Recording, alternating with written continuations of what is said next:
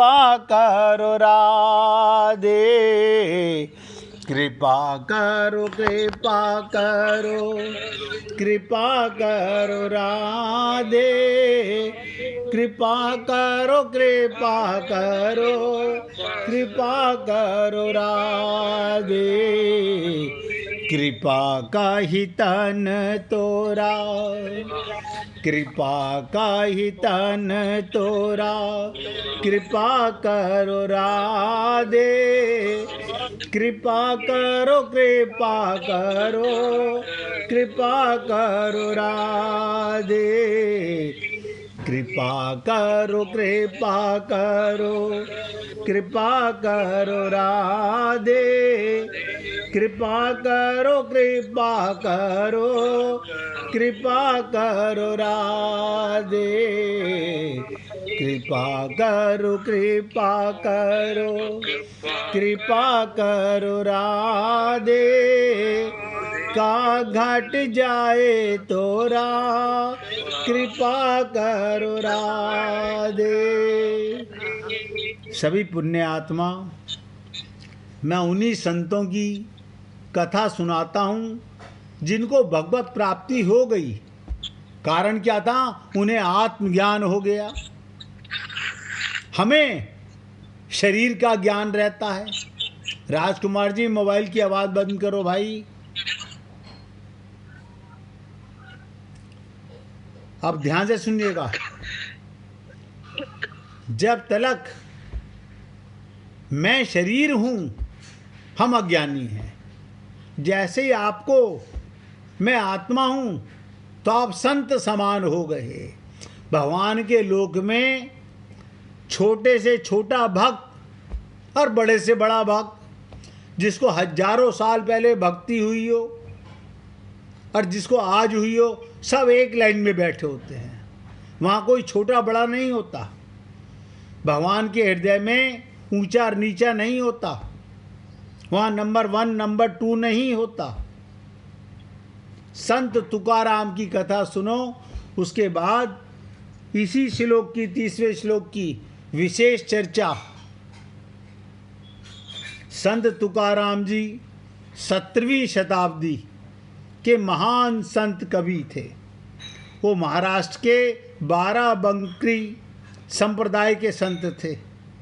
मराठी पंचांग अनुसार फाल्गुन कृष्ण पक्षे द्वितीय तिथि को वो बैकुंठ धाम को प्राप्त हुए।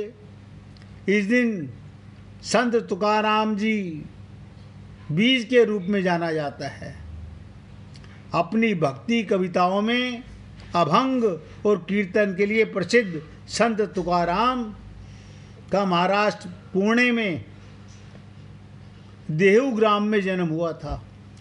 उनकी प्रथम पत्नी और छोटे बालक की देश में पड़े भीषण अकाल के कारण मृत्यु हो गई। प्रथम पत्नी और बेटे की मृत्यु हो गई। नरेंद्र भाई, आप भी आवाज़ बंद करना मोबाइल की। तृप्ता गोयल जी, आप भी मोबाइल की आवाज़ बंद करना। तो प्रथम पत्नी और छोटे बालक की मृत्यु हो गई अकाल के कारण। उनकी दूसरी पत्नी बहुत कर्कशा, झगड़ालू स्वभाव की थी, जिसके बाद संत तुकाराम का मन सांसारिक सुखों से ऊब गया। वो अपने गांव के समीप भावनाथ नामक पहाड़ी और भगवान विट्ठल के नाम स्मरण में अपना समय व्यतीत करने लगे। विट्ठल भगवान के, ये भी भगवान श्री कृष्ण का ही स्वरूप है।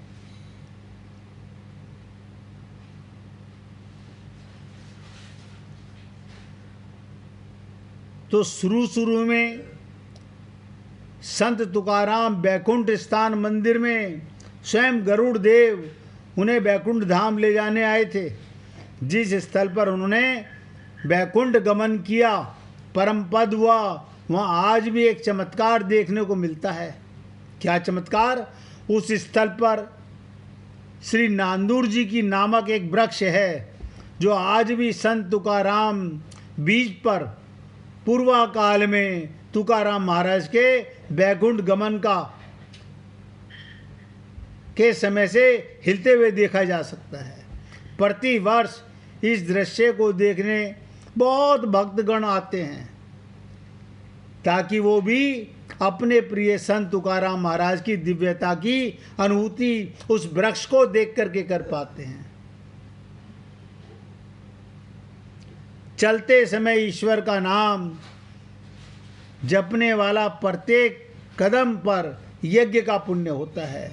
उनका शरीर, ध्यान से सुनो, जो हर सांस में भगवान का सुमिरन करता है, हर सांस में उनका शरीर तीर्थ बन जाता है।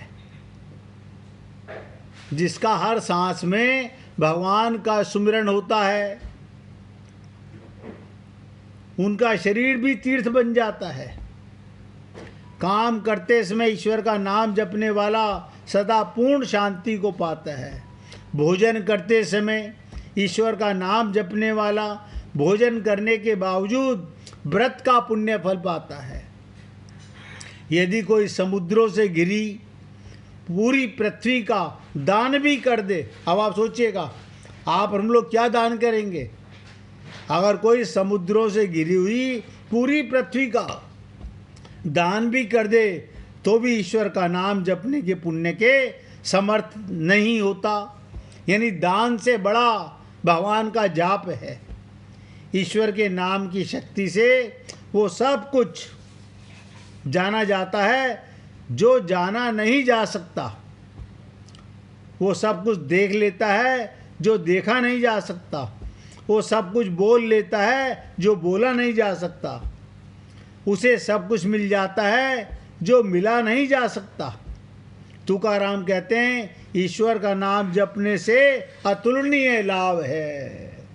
और वो हर पल बस एक ही नाम, विठ्ठल विठ्ठल विठला, पांडुरंग विठला का सुमिरन करते रहते थे। हे पुण्य आत्माओं, मैंने ये नहीं कहा आप किस नाम को लीजिए, जो आपको प्रिय लगे, जो नाम आपको प्रिय लगे। भगवान के सारे नाम हैं। भगवान कहते हैं जिसमें आपका भाव बन जाए, जो आपके दिल को सबसे ज़्यादा प्रसन्न करे, वो भगवान का नाम है। अब ध्यान से सुनिएगा, विशेष इस श्लोक के ऊपर चर्चा भगवान ने 11वें से 30वें श्लोक तक शरीर और शरीरी, देह देही के विवेक का वर्णन किया। विवेक माने अगर आपके पास अंतर समझ आ गया तो आपका विवेक जाग गया है, समझ लो। अन्यथा अभी तक भी समझ नहीं आया है तो हमारा विवेक नहीं है। और मैंने कई बार आपसे निवेदन किया कि बिनु सत्संग विवेक न होई, और बिनु विवेक हरि कृपा न होई। इस प्रकरण में भगवान ने ब्रह्म जीव, आत्मा और परमात्मा, प्रकृति और पुरुष, जड़ और चेतन, माया और अविद्या, आत्मा और अनात्मा आदि किसी दार्शनिक शब्द का प्रयोग नहीं किया। इसका कारण भगवान को इसको पढ़ाई का अर्थात सीखने का विषय न बनाकर भगवान गीता में हमें पढ़ाना नहीं चाहते, अनुभव कराना चाहते हैं। क्या मतलब? एक टीचर होता है जो थ्योरेटिकल पढ़ाई कराता है, एक टीचर होता है जो प्रैक्टिकल पढ़ाई कराता है। प्रैक्टिकल का मतलब अनुभूति। और मैं आप पुण्य आत्माओं से यही निवेदन करूंगा, आप सबको अपनी अनुभूति और अपने साथ रहने वाले परमात्मा की अनुभूति हो जाए। तो भगवान ने गीता में अनुभव का विषय बनाना चाहते हैं और ये सिद्ध करना चाहते हैं कि शरीर और शरीरी के अलगाव का अनुभव मनुष्य मात्र कर सकता है। 84 लाख योनियों में कोई और नहीं कर सकता, केवल आप और हम कर सकते हैं। इस मनुष्य शरीर में अनुभव हो सकता है, इसमें कोई पढ़ाई करने की नहीं, अधिकारी बनने की जरूरत नहीं। फिर काहे की जरूरत है? केवल शरणागति की, श्रद्धा और विश्वास से अमृत को पाने का लालसा, जिज्ञासा, उत्कंठा होनी चाहिए। देखो, पेपर में पास नहीं होना है। अब यह भी समझ लो, हमें कोई अवार्ड नहीं जीतना है, हमें भगवान के पास होना है। हम पुस्तकें पढ़ते हैं परीक्षा में पास होने के लिए, ये जिंदगी की परीक्षा है। आप भगवान के पास होना चाहते हो या संसार के पास रहना चाहते हो? यानी संसार के पास रहने का मतलब फेल होना चाहते हो, और ये हो गया शरीर का ज्ञान। और भगवान के करीब जाना चाहते हो, ये हो गया आपको आत्मज्ञान, ये अनुभूति। ये केवल इसी शरीर में हो सकती है। तो सत असत का विवेक मनुष्य अगर अपने शरीर पर करता है, देखो अब ये प्रैक्टिकल कैसे करोगे? अपने शरीर पर करे सबसे पहले, क्योंकि आपको भगवान ने शरीर दिया हुआ है। किसी दूसरे के शरीर से नहीं अनुभव करोगे, अपने शरीर से करो। सत और असत का विवेक मनुष्य अगर अपने शरीर पर करता है तो साधक होता है, और संसार पर करता है। ये कब कर पाओगे? जब अपने पर कर पाओगे, फिर संत बन जाओगे, विद्वान हो जाओगे। अपने को अलग रखते हुए संसार में सत असत का विवेक करने वाला मनुष्य वाचक, सीखा हुआ ज्ञानी तो बन सकता है, पर उसको अनुभव नहीं हो सकता। आज 99% वक्ता गीता के, ध्यान से सुनो, अपने को अलग रखते हुए संसार में सत असत का विवेक करने वाला वक्ता तो हो सकता है, यानी सीखा हुआ ज्ञानी तो हो सकता है, पर उसको अनुभव नहीं हो सकता। और मैंने आपसे पहले कहा था, सेल्फ रियलाइजेशन। हमें वक्ता नहीं बनना, हमें कोई ज्ञानी नहीं बनना, हमें भक्त बनना है, हमें अनुभूति करनी है, हमें लोगों को जाकर पढ़ाना नहीं है, अपने विवेक को जागृत करना है। परंतु अपनी देह में, ध्यान से सुनो, परंतु अपनी देह में सत असत का विवेक करने से मनुष्य वास्तविक अनुभवी ज्ञानी हो सकता है। अब आप देख लो, आप अपने शरीर और शरीरी को, ये विवेक सत क्या है और असत क्या है, देह सत है या देही सत है, इनमें एक चीज झूठा है, एक सत है और एक असत है। अब आप शरीर को सत्य मानते हो या आत्मा को सत्य मानते हो, इसी में आपका विवेक काम करेगा, इसी में आपकी अनुभूति होगी। तात्पर्य ये, संसार में सत असत का विवेक करने वाले पंडित लोग होते हैं, अपने को नहीं जानते, दुनिया को पढ़ाना चाहते हैं, वो रट्टू तोता होते हैं, उनको सेल्फ रियलाइजेशन नहीं होता। और मैं आपसे बार बार पूछता हूं, अगर आप में किसी में भी इन प्रश्नों को लेकर, इन बातों को लेकर, भगवान की वाणी पर कोई भी मन में जिज्ञासा हो, प्रश्न हो, खुलकर पूछो, सोचो मत। मैंने क्यों कहता हूं सत्संग के अंदर इस समय लोहा गर्म होता है, इस समय का किया हुआ प्रश्न तुरंत समझ में आता है, क्योंकि जब लोहा गर्म होता है तो मोड़ा जा सकता है।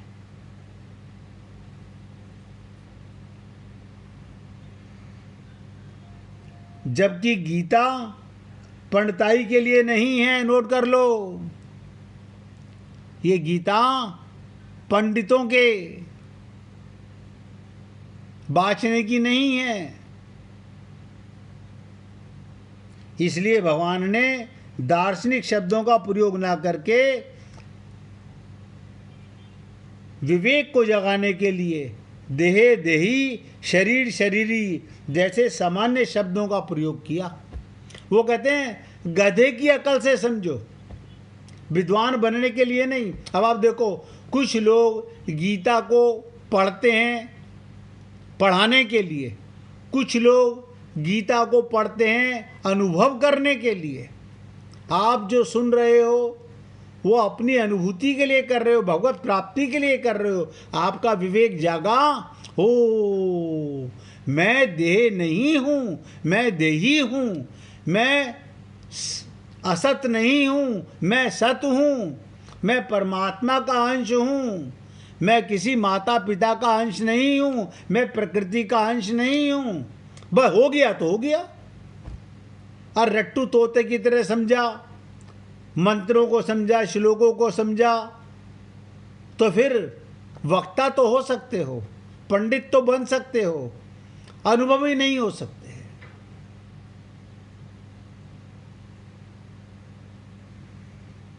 और मैंने कहा गीता पंडिताई के लिए नहीं है, इसलिए भगवान ने उन शब्दों का उपयोग किया जो सामान्य शब्दों से हमें समझ आ सके।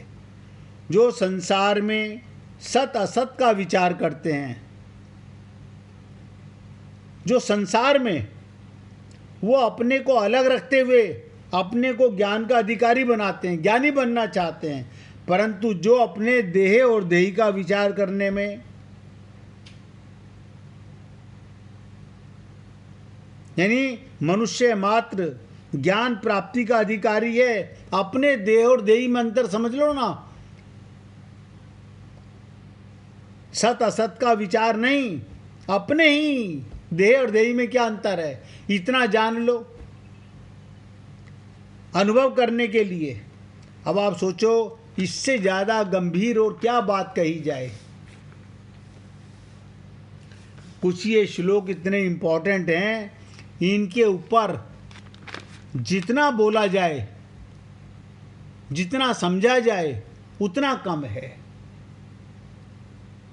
देह और देही का विवेचन उपयोगी है और सीखने के लिए तत्व का विवेचन उपयोगी है। इसलिए प्रत्येक साधक का अनुभव करना चाहता है तो सबसे पहले उसको शरीर से अपने अलगाव का अनुभव करना चाहिए कि मैं शरीर से अलग हूँ, ये अनुभव करना चाहिए। शरीर शरीर के संबंध से रहित है, शरीर शरीरी के संबंध से रहित है, इनका संबंध कभी हो ही नहीं सकता। आप सोचो दोनों एक साथ, आत्मा इसी शरीर में रहती है, आत्मा चेतन है, शरीर जड़ है, लेकिन इनका संबंध नहीं है। शरीर का संबंध संसार के साथ है, जड़ का संबंध जड़ के साथ है, चेतन का संबंध चेतन के साथ है। अब ये विवेक, ये अनुभूति हमें अपने लिए करनी है। अगर अपना कल्याण करना चाहते हैं, हमें लोगों को समझाने के लिए नहीं, सेल्फ रियलाइजेशन करने के लिए। और शरीरी शरीर के संबंध से रहित है, अर्थात मैं शरीर नहीं हूं। बस उसने जितनी सच्चाई से, दृढ़ता से, विश्वास और निसंदेहता से शरीर की सत्ता मानी है, उतनी ही सच्चाई से, दृढ़ता से, विश्वास से, निसंदेहता से स्वयं स्वरूप की सत्ता, महत्ता को मान ले और अनुभव कर ले। छोटी सी बात है, मैं क्या हूं और मैं क्या नहीं हूं। बस मैं परमात्मा का अंश हूं या मैं प्रकृति का अंश हूं। इसी बात से आप सोचो, इतनी छोटी सी बात है, मैं प्रकृति का अंश हूं या परमात्मा का अंश हूं।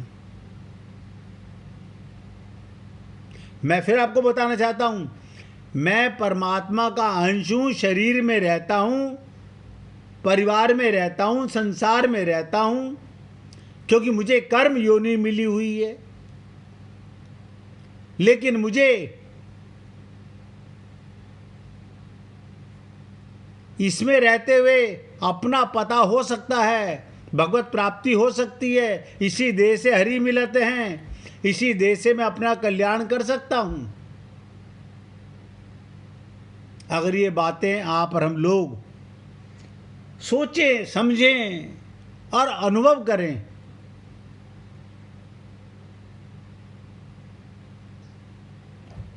तो कहने का मतलब, जिस दिन आपको ये रियलाइज हो गया मैं शरीर नहीं हूं,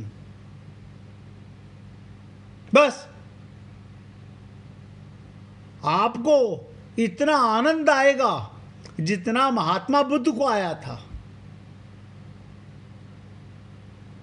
जितना महात्मा बुद्ध को आया, जितना संतों को आया। तो और क्या है, बस हमारे बुद्धि से माया का पर्दा भी हटा नहीं है। संत महात्माओं की बुद्धि पर माया का पर्दा हट गया है। खाते यही हैं, पीते यही हैं, रहते यही हैं, शरीर का उपयोग यही करते हैं, लेकिन अपने को आत्मा मान के करते हैं। प्रत्येक कर्म का कर्ता दो तरह से होता है, एक भगवान के निमित्त करता है, एक अपने को कर्ता मान के करता है। अब आप सोचो, कर्म तो हर व्यक्ति कर रहा है। अब कोई व्यक्ति कारखाना चला रहा है, कोई दुकान चला रहा है, कोई स्कूल चला रहा है, कर्म तो। कोई व्यक्ति दूध बेच रहा है, कोई तेल बेच रहा है, कोई गुड़ का कोल्हू से गुड़ निकाल के बेच रहा है, कोई खेती कर रहा है।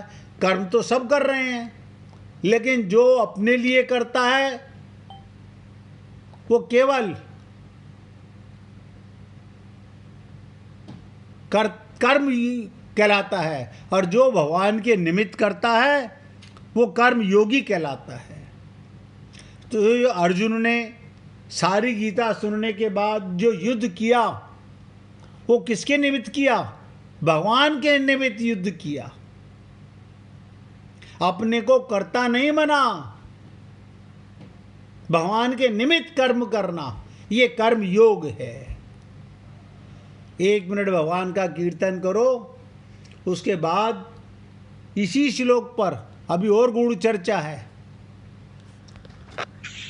गोविंद गोविंद गोपाल भज मन गो